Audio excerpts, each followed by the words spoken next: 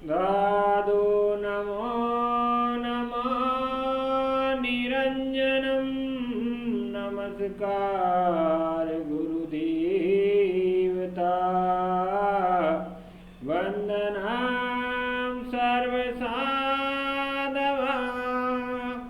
प्रणामं परंगता परमम्मा परापरं सोममदेव निरञ्जनं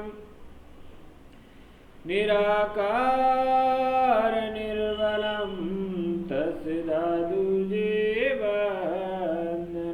जय गुरुदेव महाराज की जय। निरंजन निराकार की जय।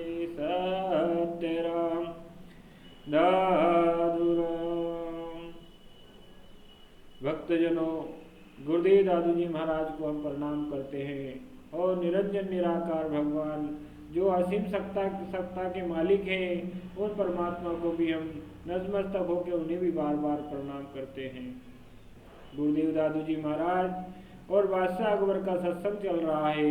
ये 40 दिनों का सत्संग जो बादशाह और गुरुदेव दादू जी के बीच में हुआ, बहुत ही महत्वपूर्ण सत्संग था, जिससे गुरुदेव दादू जी महाराज ने बादशाह अकबर की बुद्धि को पूरी तरह से परमात्मा में स्थिर कर दिया था, भक्ति का पाठ पढ़ा दिया था और भक्ति क्या होती है उसका परिचय भी दिया था। उसमें गुरुदेव दादू जी महाराज ने साम दाम के अलावा चमत्कार भी दिखाए और पूर्ण ज्ञान दिया। इस प्रकार गुरुदेव दादू जी महाराज के प्रति बादशाह अकबर की आस्था पूर्ण हो गई थी। पर बादशाह अकबर एक चीज से विचलित था कि गुरुदेव दादू जी महाराज मेरा अन्न स्वीकार क्यों नहीं करते। 16वें दिन का सत्संग चालू होने वाला था, प्रातः काल हो गया। बादशाह अकबर और बीरबल भगवान दास नरेश और करौली नरेश, जोधपुर नरेश, जो भी राजा महाराजा थे, सभी भक्तजन गुरुदेव दादू जी महाराज के पास बाग में आए और सभी ने गुरुदेव दादू जी महाराज को प्रणाम किया और सभी बैठ गए। सभी बैठने के बाद बादशाह अकबर ने गुरुदेव दादू जी महाराज से प्रश्न किया कि प्रभु, आप मुझे ये बताइए कि संत तो किसी प्रकार का भेदभाव नहीं करते, फिर आप भेदभाव करके मेरा अन्न क्यों स्वीकार नहीं करते।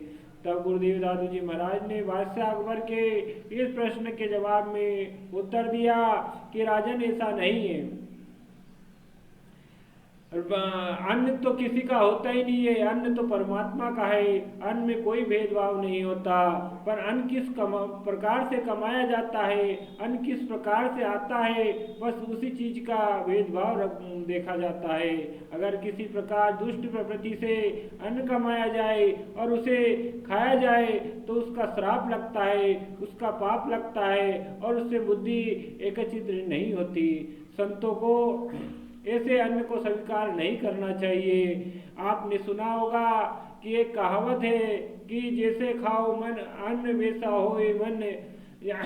हमारे मन को विचलित करती है। जिस प्रकार का अन्न आप सेवन करते हो उसी प्रकार आपका मन हो जाता है। और आपकी बात रही तो आपके पास, आप पूरे देश के राजा हो, आपके 52 सूबे हैं और सभी 52 सूबों में से आप कर लेते हो कहाँ से किस प्रकार का अन्न आ रहा है, किस प्रकार का क्या हो रहा है, ना आपको पता है ना हमें पता है। लेकिन उस अन्न से हमें संतों को हानि होती है, वह तामसी अन्न होता है। राजसी अन्न जो है लोगों से कर लिया जाता है, किसी की आत्मा दुखी होकर धन देती है और किसी को हानि पहुंचाकर धन लिया जाता है। इससे संत के लिए ये भोजन स्वीकार नहीं होना चाहिए। इस प्रकार बादशाह अकबर को गुरुदेव दादू जी महाराज ने अन्न के विषय में उत्तर दिया और कहा, राजन आप चिंता ना करें, हमारे भोजन की व्यवस्था तो परमात्मा स्वयं ही करता है। संत लोग नगर में भ्रमण कर लेंगे, उसमें जो भी भिक्षान में मिल जाएगा उसी से हम पालेंगे। इस प्रकार गुरुदेव दादू जी महाराज और बादशाह अकबर के बीच में सत्संग होने लगा। और फिर बादशाह अकबर ने कहा परमात्मा के विषय में का, प्रभु गुरु किस प्रकार का होना चाहिए और गुरु की पहचान क्या होना चाहिए, इन सब विषयों में मुझे थोड़ा सा समझाइए। तब गुरु दादू जी महाराज ने कहा, गुरु उसे किया जाता है जो आपके जीवन के साथ साथ आपके शिष्य का जीवन भी बदल दे और पूर्ण परमात्मा के भक्ति में लगा दे और उसे सही मार्ग दिखाए। सही मार्ग दिखाने वाला ही गुरु होता है और गलत मार्ग दिखाने वाला तो गुरु कैसे हो सकता है। वो तो अपने जीविका चलाने के लिए नित्य नए साधन कर रहा है और अपनी जीविका चला रहा है। भक्ति किसी पाखंड से नहीं चलती, भक्ति से परमात्मा से प्रेम से चलती है। इसीलिए परमात्मा का प्रेम ही हमारे जीवन का आधार होना चाहिए और परमात्मा प्रेम के ही भूखे हैं, बाकी किसी चीज़ों के भूखे नहीं। आप किस स्थिति में हो, क्या कर रहे हो, उससे कोई लेना देना नहीं। आपको परमात्मा को 56 भोगों की आवश्यकता नहीं होती, वो तो आपके फूल पत्तरी में ही रीझ जाते हैं।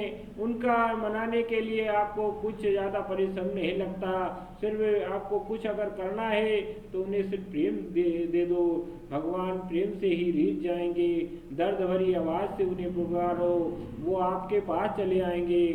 ये आत्मा रूपी जो शरीर के अंदर जो परमात्मा विराजमान है, इसे ढूंढने की जरूरत नहीं, ये तो हमारे पास ही है। बस उसे विधर वेदना से हमें पुकारना पड़ता है और हमारे अहंकार को त्याग कर उस परमात्मा को भजना पड़ता है। उसके बाद गुरुदेव दादू जी महाराज ने एक पद गा के सुनाया, आपा मीठे हरि भजे तन मन तजे विकार, निर्वैरी सब जीव में ये दादू मत सा। गुरुदेव दादू जी कहते हैं, अहंकार को त्यज कर परमात्मा का भजन करोगे तो पूर्ण परमात्मा को पालोगे। इस प्रकार गुरुदेव दादू जी महाराज का और बादशाह अकबर का 16वें दिन का सत्संग समाप्त हुआ।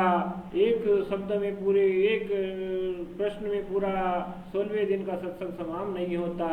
भाइयों, जो महत्वपूर्ण प्रश्न है उसे ही हमने लिया है और आपके तीर पहुँचाया है। आपसे यही निवेदन है कि गुरुदेव दादू जी महाराज की कथा को आप ज़्यादा से ज़्यादा लाइक सब्सक्राइब करके इसे प्रमोट करें। कमेंट में जल्दूराम सत्तराम अभी लगे लिखे और उसके साथ ही मेरा हौसला बढ़ाए, जिससे मैं कथा को अच्छी तरह से पूर्ण रूप से आपके बीच में ला सकूं। गुरुदेव दादू जी महाराज की महिमा तो बहुत बड़ी है। संत जीवन का सत्य का सही स्वरूप होते हैं। संत का कोई भी महिमा नहीं गा सकता। गुरुदेव दादू जी महाराज की तो महिमा कोई गा ही नहीं सकता। इस प्रकार गुरुदेव दादू जी महाराज ने कि अकबर का कल्याण किया और जो भी भक्तजन गुरुदेव दादू जी महाराज के प्रति आस्था रखते थे उन्हें निर्गुण भक्ति का रास्ता दिखाकर सत्य राम मंत्र दिया और सभी को परमात्मा की भक्ति में लगा दिया। इस प्रकार गुरुदेव दादू जी महाराज ने सब पर कृपा करी। इसी के साथ आज के लिए इतना ही। दादू राम सत्य राम।